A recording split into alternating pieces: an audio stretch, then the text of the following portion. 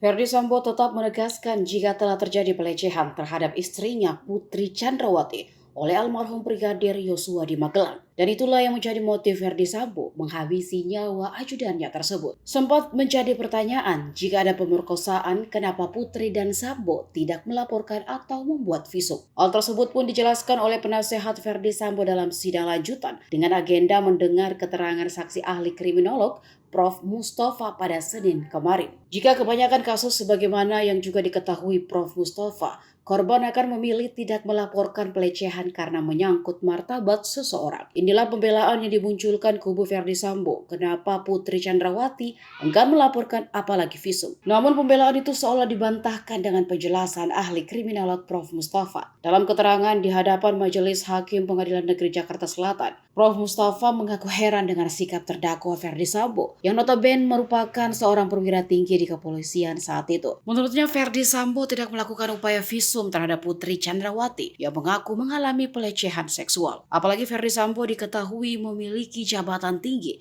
sehingga ia punya kuasa untuk sekedar melakukan visum. Ditambah sebagai seorang perwira tinggi polisi harusnya tahu jika peristiwa pemerkosaan itu membutuhkan saksi dan juga bukti. Prof. Mustafa melanjutkan jika satu barang bukti tidak cukup dan harus ada visum dan tindakan itu tidak dilakukan Verdi Sambo. Prof. Mustafa mengatakan pelecehan seksual bisa saja dijadikan bukti yang dipertimbangkan sebagai motif pembunuhan terhadap Brigadir Yosua. Akan tetapi dia menekankan ada kecukupan bukti terkait dengan peristiwa pelecehan seksual agar dipertimbangkan sebagai motif terjadinya pembunuhan. Kan sudah menerima mengenai garis besar kejadian yang terjadi tanggal 8 Juli tersebut ya.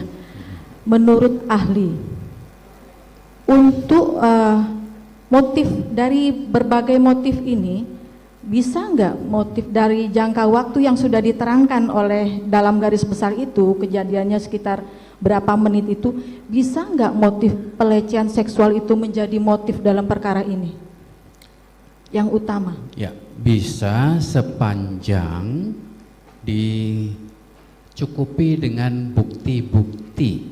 Bukti-bukti. Karena dari kronologi yang ada adalah pengakuan dari Nyonya PFS. Kalau dari waktu? Dari waktu juga barangkali terlalu jauh ya.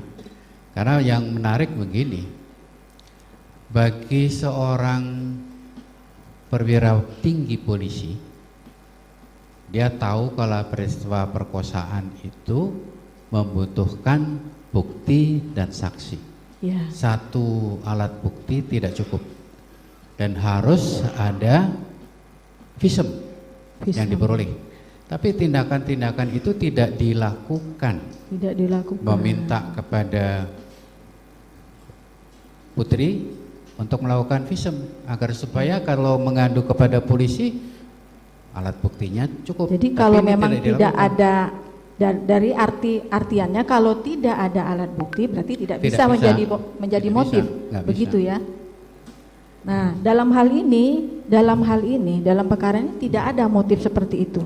Tidak ditemukan. Tidak ada bukti. Ya, tidak ada buktinya.